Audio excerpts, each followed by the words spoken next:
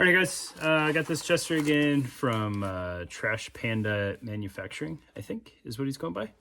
I've dealt with him in the past. Got some stuff, some plastic cut by him. But this is the first like nylon stuff that I've gotten from him.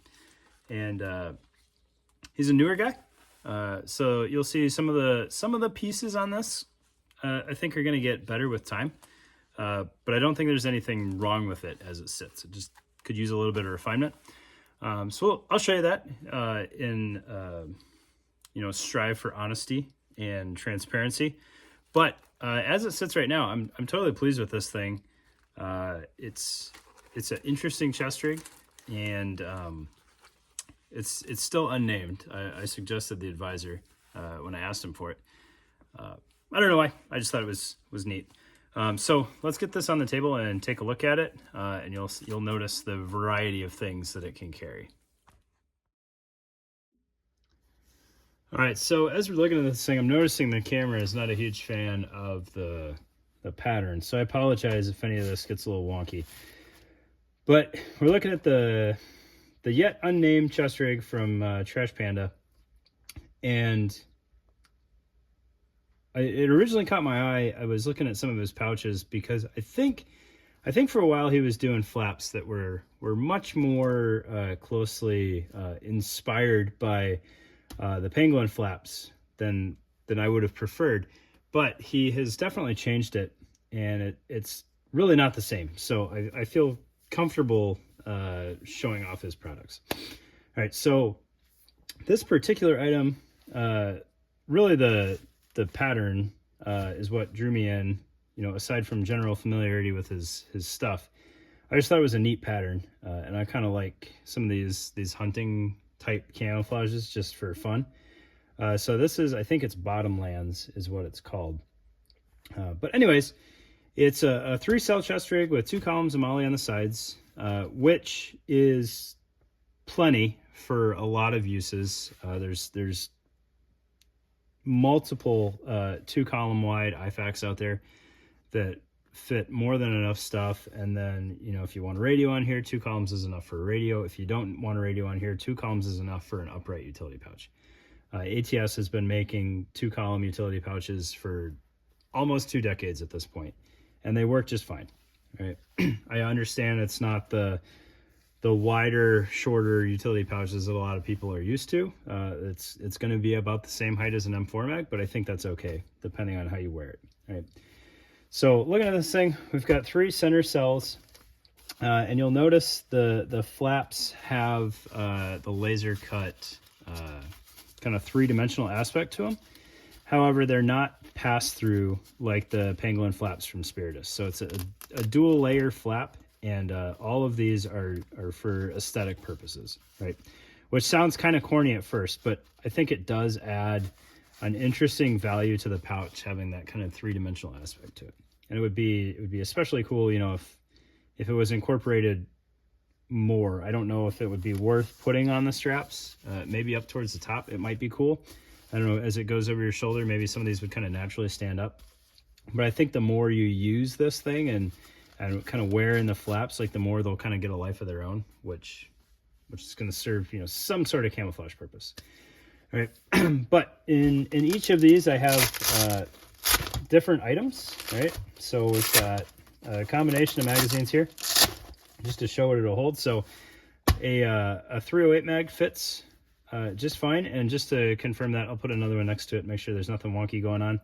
2 aluminum body M4 mags fit, and then I've got 2 of the 20-round PMag AK mags. So I will say the AK mags are not ideal. They kind of stack on top of each other there, but they definitely fit. And if you game it and put the top one or the front one on top, it'll pull out just fine.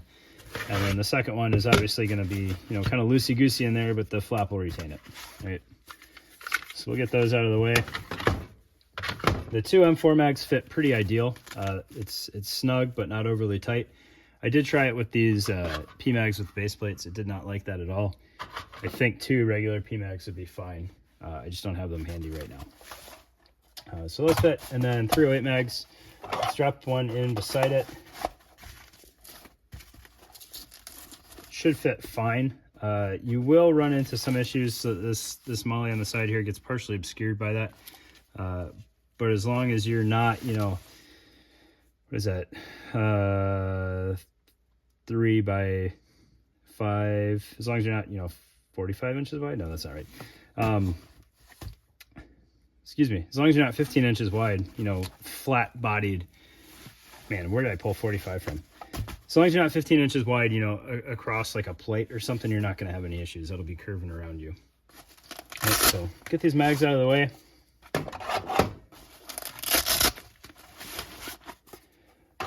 I think the front of these mag pouches is pretty neat. So it's laser cut moly there, and these flaps are removable. So if you needed to mount things on top of the pouches, you could do that, and you've got, you know, you could run your shot cord through there and come up with some sort of retention, or you could throw on like the Tracer Tactical Silent open mag pouches or lids. I think those would work on here with the little Tigris teeth that'll engage in those loops. And then there's some holes on the sides of these things so you can mount stuff to them as needed. So I think they're pretty well done. This whole thing is very lightweight for what it is, and you can kind of tell that it's going to be that way from the construction. So a lot of it is single layer, so it may not be the most durable setup out there, but I think it'll last just fine for the price that you're going to end up paying, and kind of in that realm of, you know, kind of disposable gear, but that's really kind of a heinous term. Like it's, you know, it's not like a one and done use type stuff. Like the JPC was originally like disposable gear, and those last just fine. All right, but you can see kind of some of the rough edges in the assembly as he's growing. So like you've got the rough edge of the mag pouch there, and then across the top of this thing, like the raw edge of the material. So there's, you know, you're missing some of that like refined finishing touches on here, but for a new guy that's just kind of getting himself out there, I don't mind it too much. The open corners on the mag pouches, not crazy ideal, but as long as you're not, you know, skull dragging with this thing, you're probably not going to foul up your mags too much. It's fairly closed down there.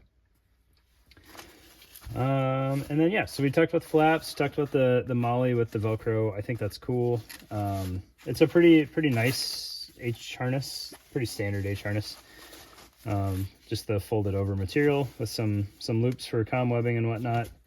And on the back, you've got some Velcro in case you want to use it kind of like a placard. I don't think it would be a bad idea if you had some sort of slick carrier that you're using, or something that was you know, just plate bags. You could use the side strap here kind of as a single band cummerbund. I think that would be all right. Just kind of interesting construction on here. I think it's neat. I don't know what these are going to cost. I don't know if I put that in the intro or not. He did send this to me for free after I pitched the idea to him of the 3 flap pouches with just enough space off to the sides for mounting something else. You know, you could kind of do the same thing with 5 of these and have a radio and an IFAC just in his pouches. I think that would work out fine since they're double-celled pouches. But yeah, pretty cool. If you haven't checked out Trash Panda, definitely go take a look. And I don't know, give him some support. I appreciate new guys trying to do new things and innovate, or just kind of spread the wealth, right? Bring new patterns to the market, whatever you can do, all right? Go take a look. Thanks, guys.